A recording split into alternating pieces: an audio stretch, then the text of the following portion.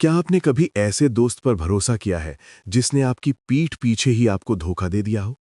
क्या लालच इंसान को इतना अंधा बना सकता है कि वो अपने ही दोस्त को बर्बाद करने पर उतर आए? आज की कहानी बताएगी कि चालाकी और झूठ का अंत कैसे होता है और सच्चाई कैसे जीतती है। धर्म बुद्धि और पाप बुद्धि। एक समय की बात है, एक छोटे से गांव में धर्म बुद्धि और पाप बुद्धि नाम के दो मित्र रहते थे। दोनों बचपन से साथ थे, लेकिन स्वभाव में जमीन आसमान का अंतर था। धर्म बुद्धि ईमानदार, मेहनती और शांत स्वभाव का व्यक्ति था। वो मानता था कि मेहनत और सच्चाई ही जीवन की असली पूंजी है। दूसरी ओर पाप बुद्धि आलसी, चालाक और लालची था। वो बिना मेहनत किए धनवान बनना चाहता था। भीतर ही भीतर वो धर्म बुद्धि की सफलता से जलता रहता था। एक दिन पाप बुद्धि ने सोचा, यदि मैं धर्म बुद्धि के साथ रहूं तो उसकी मेहनत का फायदा मुझे भी मिल सकता है। वो उसके पास गया और बोला, मित्र, इस छोटे से गांव में रहकर हम ज्यादा प्रगति नहीं कर पाएंगे। क्यों ना किसी बड़े शहर चलें और खूब धन कमाएं? सीधे साधे धर्म बुद्धि ने मित्र की बात मान ली। अगले दिन दोनों शहर की ओर निकल पड़े। शहर में धर्म बुद्धि ने अपनी लगन और ईमानदारी से व्यापार शुरू किया। उसकी सच्चाई और मेहनत से लोग प्रभावित हुए और उनका व्यापार तेजी से बढ़ने लगा। पाप बुद्धि भी साथ था, लेकिन असली सफलता धर्म बुद्धि की मेहनत का परिणाम थी। कुछ ही समय में दोनों ने काफी धन कमा लिया।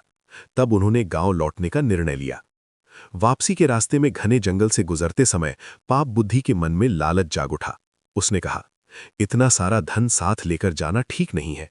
अगर रास्ते में डाकू मिल गए तो? क्यों ना हम आधा धन यहीं किसी सुरक्षित जगह छुपा दें? धर्म बुद्धि को बात उचित लगी। दोनों ने एक पुराने विशाल पेड़ की कोटर में आधा आधा धन छुपा दिया और शेष लेकर गांव लौट आए। लेकिन लालच की आग पाप बुद्धि के मन में जल रही थी। कुछ दिनों बाद वो चुपके से जंगल गया और पेड़ की कोटर से सारा धन निकाल लाया। उसने धन घर में छिपा दिया।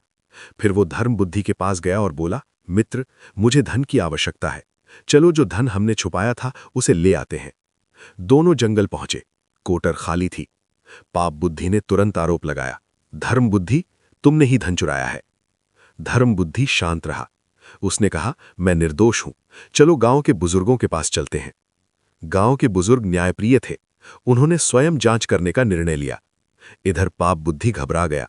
उसने अपने पिता को सारी बात बताई और उनसे कहा, पिताजी, आप पेड़ की कोटर में छिप जाइए और देवता बनकर मेरी ओर से गवाही दे दीजिए। बहुत आग्रह करने पर उसके पिता तैयार हो गए। अगले दिन गांव वाले पेड़ के पास पहुंचे। तभी पेड़ के अंदर से आवाज आई, धर्म बुद्धि ही चोर है। लोग हैरान रह गए, लेकिन धर्म बुद्धि बुद्धिमान था। उसने तुरंत सूखी लकड़ियां इकट्ठी की और पेड़ के चारों ओर आग लगा दी। धुआं भरते ही कोटर में छिपे पाप बुद्धि के पिता घबराकर बाहर निकल आए। सच्चाई सबके सामने आ गई। पाप बुद्धि का चेहरा शर्म से झुक गया। गांव के बुजुर्गों ने कठोर स्वर में कहा, झूठ और छल का अंत हमेशा बुरा होता है। उन्होंने पाप बुद्धि को धर्म बुद्धि का धन लौटाने का आदेश दिया और उसे तथा उसके पिता को गांव से बाहर निकाल दिया। धर्म बुद्धि ने अपना धन वापस पाया, लेकिन उसके मन में मित्र के विश्वासघात का दर्द लंबे समय तक बना रहा। फिर भी उसने सच्चाई और मेहनत का मार्ग नहीं छोड़ा। समय बीता और धर्म बुद्धि अपनी ईमानदारी के कारण गांव में सम्मानित व्यक्ति बन गया। वहीं पाप बुद्धि अपने लालच का दंड जीवन भर भुगतता रहा। तो दोस्तों, इस कहानी से हमें क्या सीख मिलती है? लालच इंसान को अंधा बना देता है, लेकिन सच्चाई की रोशनी हमेशा झूठ के अंधेरे को मिटा देती है। अगर आपको ऐसी ही प्रेरणादायक और सीख देने वाली कहानियां पसंद है तो अभी लाइक कीजिए, अपने दोस्तों के साथ शेयर कीजिए और हमारे चैनल हिंदी एआई हब को जरूर सब्सक्राइब कीजिए। फिर मिलेंगे एक नई रोचक कहानी के साथ।